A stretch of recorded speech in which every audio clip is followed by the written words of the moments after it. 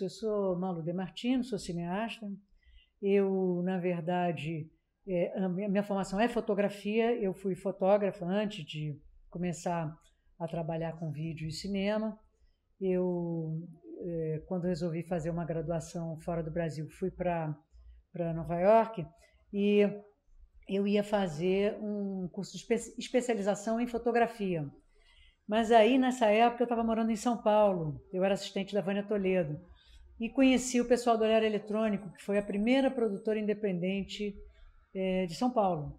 Eu acredito até que tenha sido do Brasil, mas não posso afirmar isso. E um amigo, que é o Marcelo Machado, falou, não faz isso não, já que você vai para os Estados Unidos, estuda alguma coisa na área de vídeo, vamos fazer vídeo. Falei, vamos fazer vídeo então. Aí eu fui lá e aí estudei, realmente fiquei 2 anos nos Estados Unidos estudando as diversas formas, né? Eu estudei direção de televisão, depois eu estudei iluminação, depois edição, depois pós-produção, depois, enfim, pequenos cursos diferentes que contribuíam para a formação de uma pessoa que queria dirigir audiovisual, uma cineasta na época. E aí, quando eu voltei para o Brasil, o último estágio que eu fiz lá em Nova York foi na MTV. Quando eu voltei para o Brasil, a MTV tinha acabado de... Estava fazendo ainda as negociações para chegar e entrar no Brasil. Mas já havia uma produtora chamada Faixa RTV, que era uma produtora da Faixa, onde eu estudei, que fazia os videoclipes da época. O diretor-geral era o Maurício Nunes, que era o mesmo diretor do Globo de Ouro, da Globo, e rapidamente ele me convidou para trabalhar com ele, e eu fui para lá e a gente fazia muito videoclipe, porque era uma operação casada, de gravadora com uma produção independente. Na época, um parêntese, a Faixa tinha trazido um equipamento no sistema brasileiro importado diretamente do Japão, da Sony, e era um equipamento de ponta para aquela época. E aí, analógico, claro, mas daquela época. Aí nós usávamos aquilo realmente, nós usávamos, uma vez por semana a gente gravava um clipe, do Nelson Gonçalves, passando pela Leila Pinheiro, chegando ao Ira, ao Capital Inicial, e todas as bandas, porque sim, era 87, época em que as bandas apareceram, então todas as gravadoras queriam um videoclipe, tinham alguns programas, inclusive o Clipe, que era o programa da Globo do Boninho, que passava videoclipe, quer dizer, então era importante para qualquer um que tivesse uma carreira musical naquela época ter o videoclipe. Então era um trabalho alucinante. Enfim, aí essa foi a minha primeira formação e tal. Depois isso tudo obviamente mudou e eu também acho que os campos de interesse são sempre muito dinâmicos, né? E aí eu comecei a me interessar muito por artes plásticas. Quando eu estava nos Estados Unidos, teve uma exposição chamada Como Vai Você, Geração 80, aqui no Parque Lage, que formou toda uma geração de artistas, né? E eu fiquei sabendo dessa exposição. Eu não estava aqui em 83, quando teve essa exposição, fiquei sabendo e resolvi. E esses mesmos artistas, ainda muito jovens, geração 80, que é a minha geração, na verdade, que é uma geração que nasceu mais ou menos entre 60 e 65, e essa geração tinha sido convidada para a sua primeira Bienal, que foi a 18ª Bienal de São Paulo. E aí eu falei com o Cândido Mendes, que na época também para quem eu trabalhava, dirigia muitos programas lá para Cândido Mendes, e ele me coproduziu o Tela Sob Tinta, que foi meu primeiro vídeo sobre artes plásticas. Esse gravado em VHS, mas na época tinha VHS profissional, fitas profissionais e equipamento profissional. Era um pouquinho melhor do que o VHS, o vídeo home service, como era chamado. E aí eu fiz o Tela Sob Tinta, estreiei na 18ª Bienal. O filme foi muito legal e tal. Voltando ao assunto de que tudo isso é muito dinâmico, você pode imaginar o seguinte: hoje, na verdade, hoje é segunda, amanhã, terça-feira, vai estar estreando no canal Curta o 2º episódio de uma série que eu produzi há 2 anos atrás, chamada Tela Sob Tinta. Eu resgatei esse momento da minha vida e fiz uma série com 5 episódios falando sobre 5 artistas plásticos amanhã entra no ar o Luiz Áquila, por exemplo. Semana passada foi a Anabela Geiger. Eu estou dizendo que essa dinâmica ela vai e ela volta porque os assuntos são dinâmicos, não é nem o meu desejo que é dinâmico, mas os assuntos são muito dinâmicos. E aí isso aí fui caminhando até chegar no meu primeiro filme, que é o Ismael e a Dalgisa, que você assistiu. O Ismael e a Dalgisa foi mais ou menos nesse... Eu trabalhava muito para artes plásticas, passei a fazer registro de exposições, vídeos sobre exposições, para exposições. Durante muitos anos eu fiz isso. Para o Parque Lage, para o Museu de Arte Moderna, para o MAN, e para o Museu Nacional de Belas Artes, além do CCBB. Então, houve uma exposição no CCBB, cuja curadora é a Denise Matar, que era uma das pessoas para quem eu trabalhava, e ela disse, eu queria fazer, para a exposição do Ismael Nery, 100 anos do Ismael Nery, uma instalação sonora, com poemas, porque o Ismael Nery também escrevia, a mulher dele, a Dalgisa Nery, também escrevia, e o melhor amigo do casal, que era o Murilo Mendes, também escrevia, e escreviam cartas entre eles e tal, e poemas de um para o outro. Aí eu falei, você quer fazer? Eu falei, quero, claro, um desafio, lógico, na hora, né? E aí eu chamei a Cristiane Torlone para fazer a Dalgisa e chamei o Murilo Rosa para fazer a voz do Ismael e o Bruno Garcia para fazer a voz do Murilo Mendes. Foi assim que surgiu o Ismael e a Dalgisa, sabe? Aí quando acabou a gente falou, nossa, o material ficou incrível, a sala você entrava, tinha aquela edição dos três falando com aquelas vozes, uma coisa meio intimista dentro da sala, realmente uma instalação sonora com a iconografia, na sala da iconografia, quer dizer, com fotos, matérias de jornal sobre a vida deles. E aí eu resolvi fazer o meu primeiro média-metragem, que é o Ismael e a Dalgisa, que é o meu primeiro filme, realmente. Ainda, todo o trabalho anterior era um trabalho documental, como eu estava te falando, de artes plásticas. De certa forma, o videoclipe também é um documentário. Ele é um documentário sobre uma música, mas ele é um documento também, né? E aí eu ainda estava muito agarrada, e eu sou muito agarrada até hoje, eu confesso, com o documentário. Eu acho que o documentário é um formato que me estimula muito, porque ele me surpreende o tempo todo. A ficção não te surpreende tanto. Quando você vai fazer uma ficção, você tem que prever tantos imprevistos, prever tantas questões, que poucas vezes você é surpreendida. O documentário ele te surpreende o tempo todo. Daquilo que você pensou inicialmente até o que saiu no final, do produto final, é um caminho gigante. O Ismael e a Dalgisa foi integralmente financiado pela Petrobras, que naquela época, pela BR Distribuidora, que naquela época já começava a fazer, a gestar os seus programas de fomento, que mais tarde sustentaram o cinema brasileiro durante muitos anos.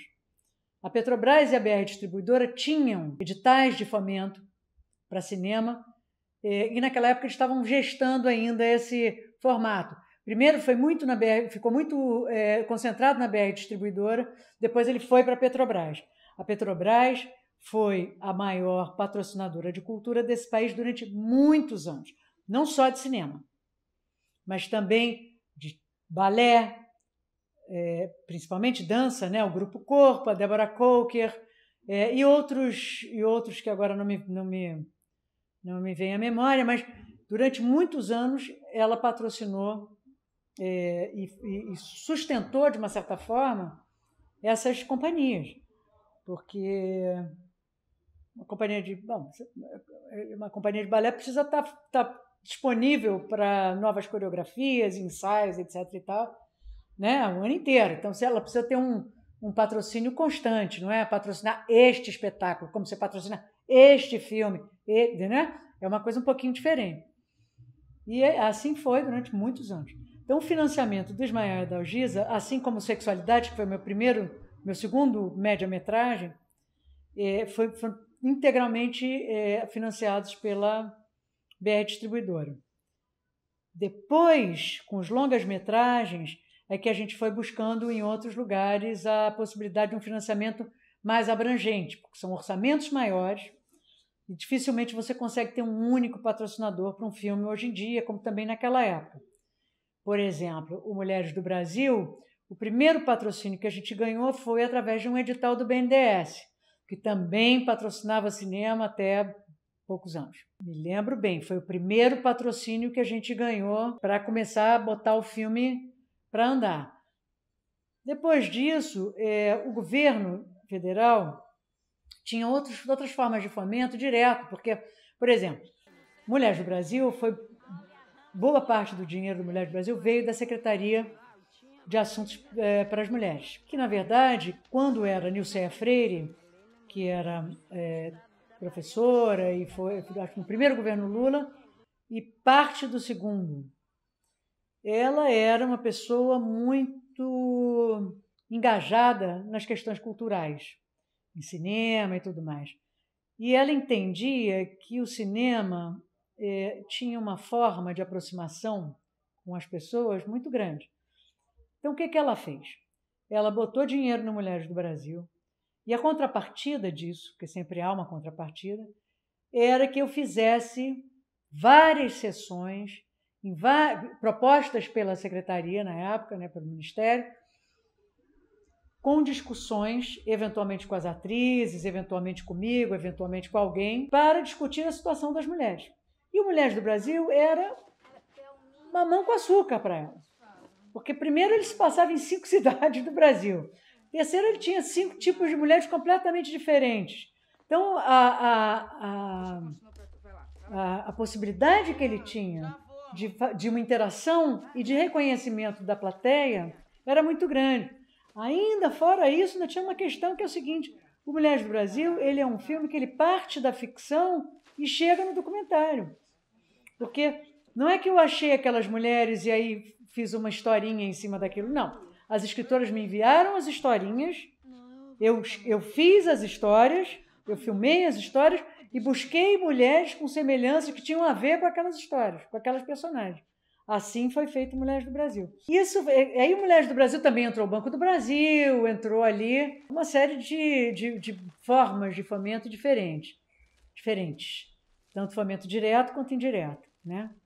Os artigos de fomento são variados, então você pode compor uma série uma gama, uma série diferente de fontes, né? Compor um acervo de fontes de entrada de fomento. Esse assunto ele é complexo e é um assunto que eu, por exemplo, não domino. Quem domina, na verdade, esse tipo de assunto são os produtores, porque são eles que buscam esses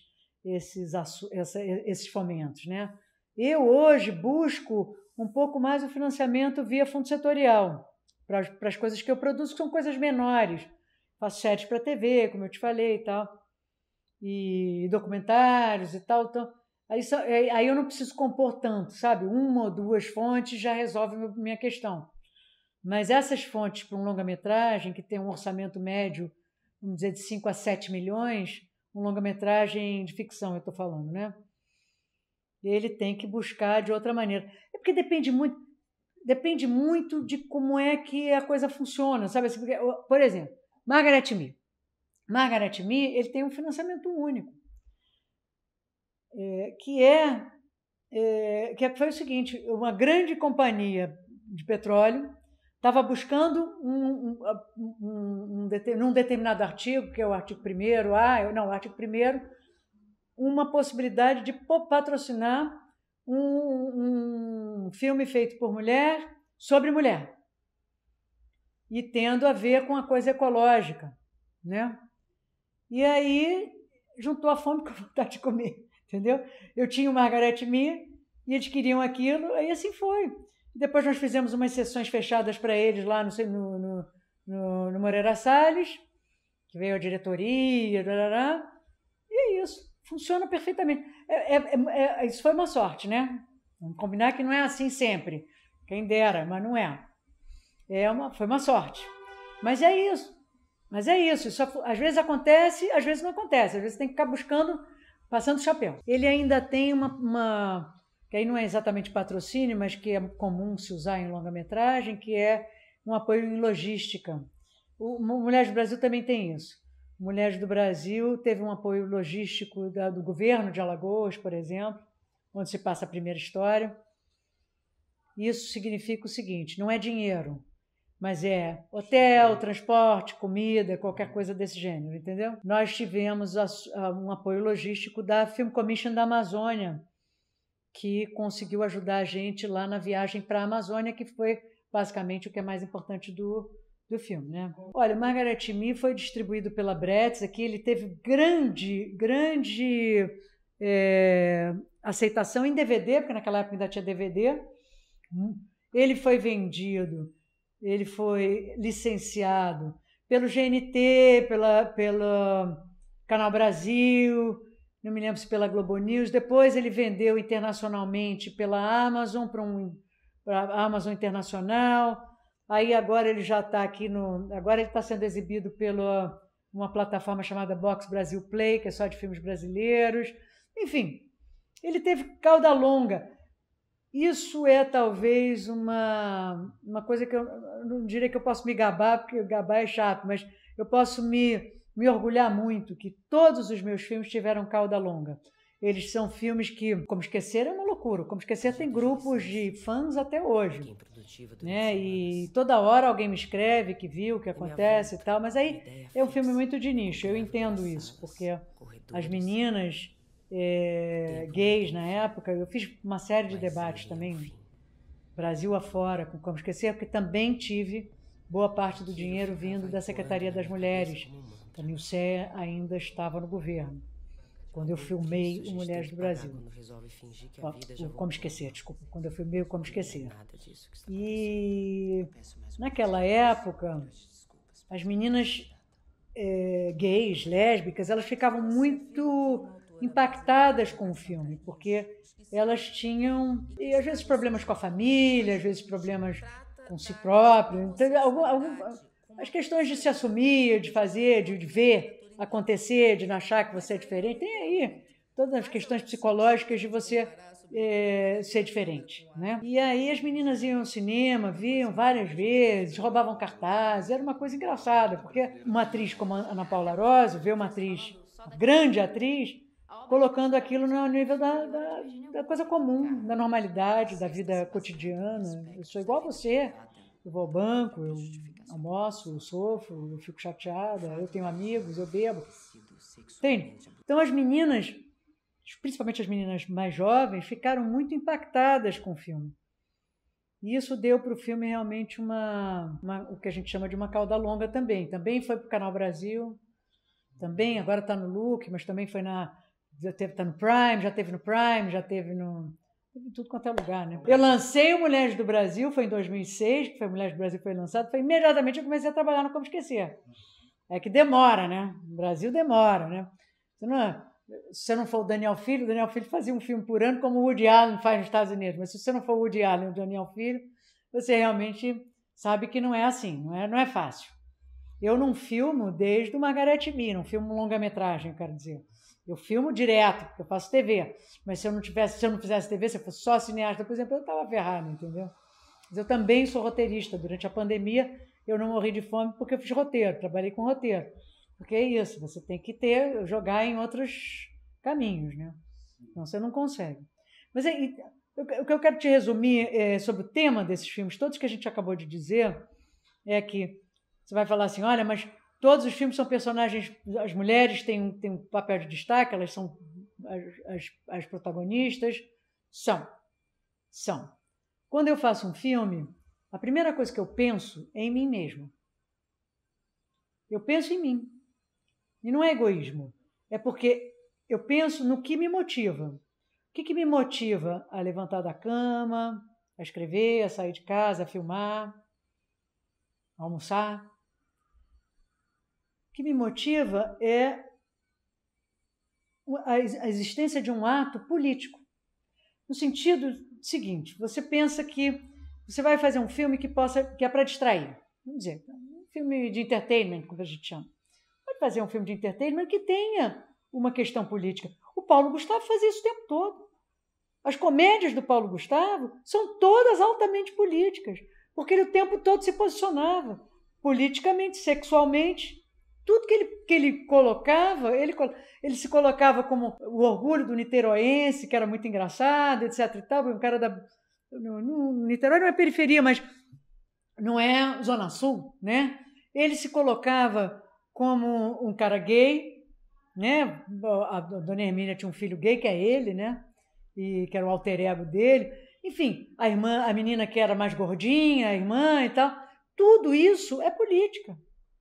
Não é porque você está fazendo um filme de entretenimento que você não precisa ser política. Isso precisa ficar claro.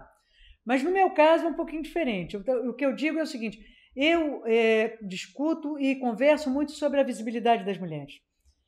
Só para te dizer o seguinte: quando eu fiz o Mulheres do Brasil, a internet ainda estava muito no começo.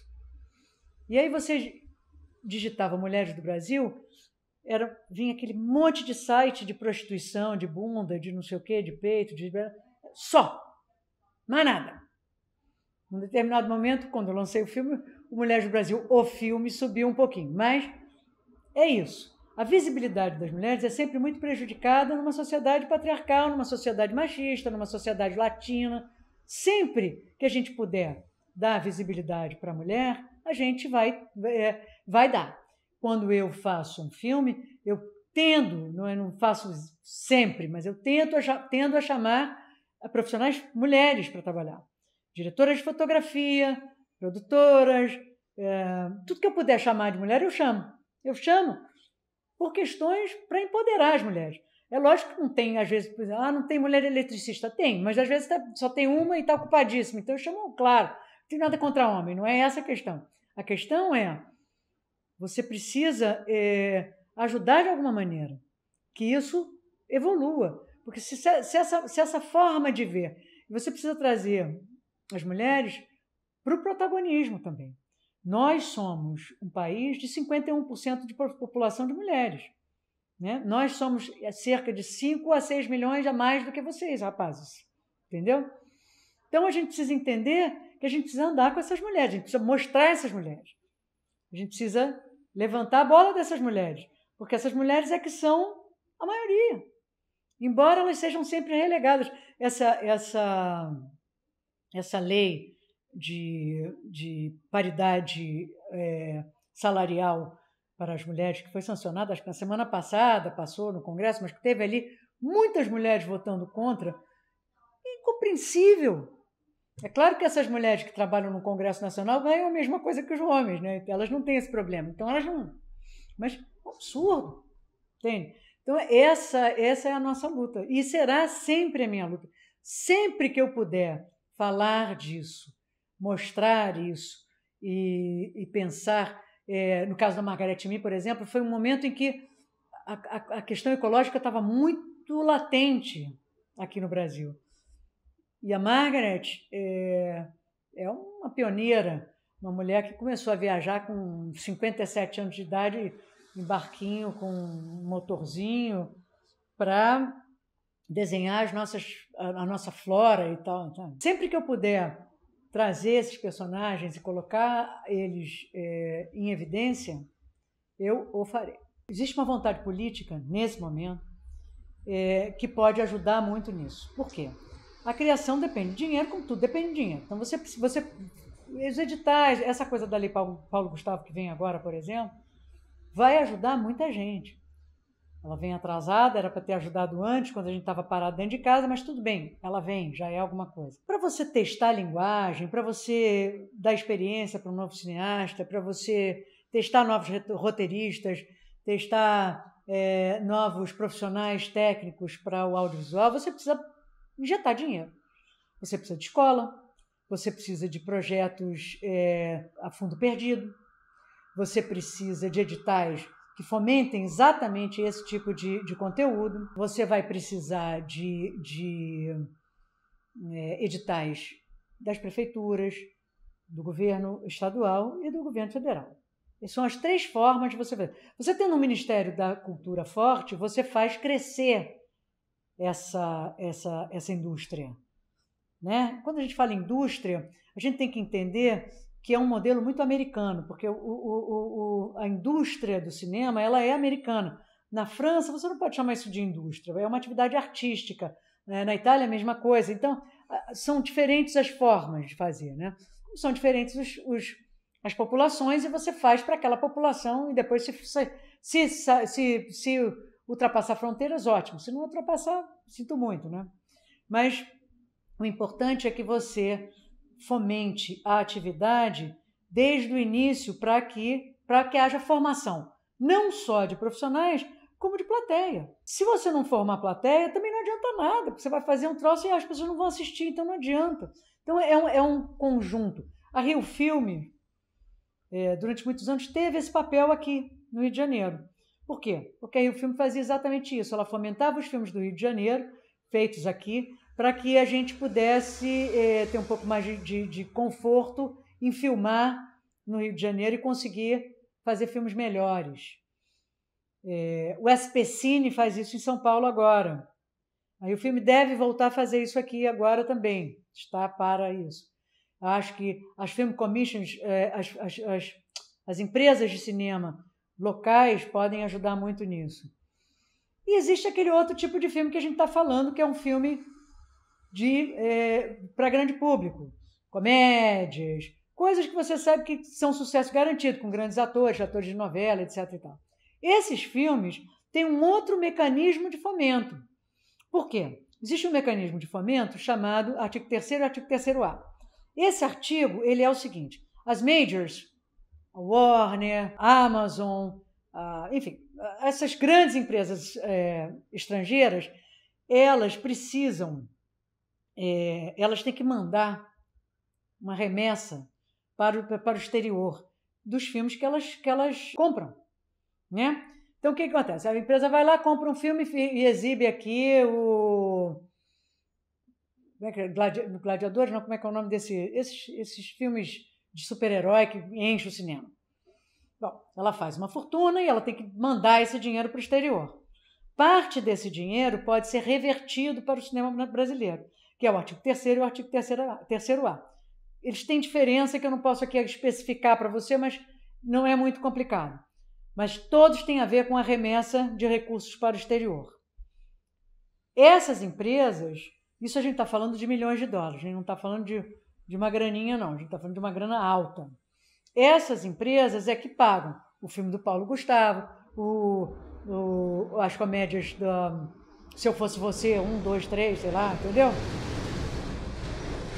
Comédias de grande público, como Se Eu Fosse Você, e aquilo é porque... tem umas da Marisa Leão também, que eu esqueci o nome, com a Ingrid Guimarães. Enfim, esses filmes muito populares, que você sabe, todo mundo sabe que vai dar dinheiro.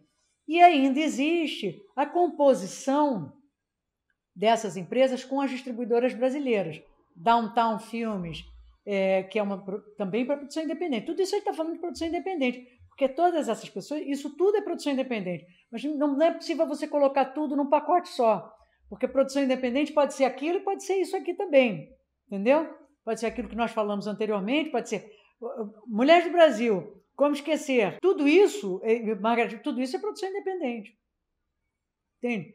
Mas também é produção independente o Paulo Gustavo, o Minha Mãe é uma Peça, Se Eu Fosse Você, tudo isso é produção independente. Mas são composições de receitas completamente diferentes. Existem muitas possibilidades. A questão é que essas possibilidades têm que ser muito bem trabalhadas. Um bom produtor é o cara que sabe a potencialidade do seu filme e vai buscar o dinheiro onde ele sabe que é possível ele ganhar para fazer aquele tamanho daquele filme. Há tamanhos de filme, né? Um filme não custa a mesma coisa que o outro, né? Nesse momento, eu estou, desde acho que 2018, por aí, que eu tenho feito só televisão e o fomento que eu tenho recebido, a maior parte dele, é pelo Fundo Setorial. O Fundo Setorial do Audiovisual tem os seus editais, né? E aí você vai, inscreve os projetos e ganha ou não. Você inscreve os projetos com um contrato já de exibição, de licenciamento, primeiro licenciamento. Então, você tem que ter primeiro a emissora para te dar suporte, né? Para você inscrever o seu projeto no Fundo Setorial. Depois tem ali as eliminações e tal, até você ganhar. Então, eu fiz isso já há algum tempo. Eu tenho muito orgulho de fazer uma série sobre vinho, que é um sucesso e tal, chama Vinhos BR. Ela primeiro foi exibida no Travel Box, depois ela está no modo viagem na Globoplay. Ela está na Globoplay Internacional e tal, que é uma série sobre vinhos brasileiros. E agora eu acabei de ganhar o edital para fazer a segunda temporada. Eu fiz também pelo Fundo Setorial, somente pelo Fundo Setorial, essa primeira temporada do Tela sobre Tinta, que eu te falei, a primeira temporada da contemporânea, mais atual, que eu fiz primeiro, foi exibida, primeiro eu fiz para a TV, que é a TV Universitária do Rio de Janeiro, foi a primeira parceira que entrou comigo, que ela acho que é da Uniswan, se não me engano, a TV é um canal que está no Now, mas não é um canal, ainda é analógico, ainda não está naqueles canais digitais, acho que é canal 11, se não me engano. Depois ela foi para o Arte 1, para o canal Arte 1, ela foi licenciada, um segundo licenciamento para o Arte 1, e agora o terceiro para o canal Curta, onde ela está estreando agora. E aí eu estou preparando a segunda temporada, eu espero poder entrar com ela no próximo edital de televisão. Não entrei nesse porque ainda estou preparando, enfim, tal. E agora eu vou fazer essa segunda temporada do Vinhos BR. Ela tem uma espécie, ela tem os financiamentos que são o que pretende o fundo setorial, que é ele não pagar integralmente, ele paga uma parte, a outra parte eu consegui captar pelo artigo 1º, que é o artigo mais simples, é da lei audiovisual, mais parecido com a lei Rouanet. Você tira 4% do imposto de renda, dá um recibo e pronto, e acabou. Dentro da possibilidade. Ele é muito parecido realmente com a lei Rouanet. Ele é mais simplificado. Né? A empresa te dá esse dinheiro e esse dinheiro é para você produzir, pronto, e acabou. As contrapartidas são aquelas de cartela, fulano apresenta e tal, não é nada, né? Enfim, é o que temos agora. Eu tenho projetos de filme, claro, eu tenho projeto de longa e tenho projeto de 2 documentários, além de projetos de série escritos durante a pandemia.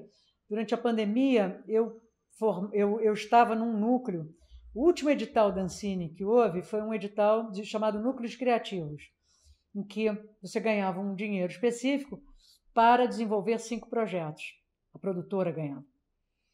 Você não, a produtora. E uma produtora de uma amiga minha, para quem eu trabalho muito, que é Infinito, ganhou esse edital e desenvolveu 5 projetos, dentre os quais 3 eu estava dentro.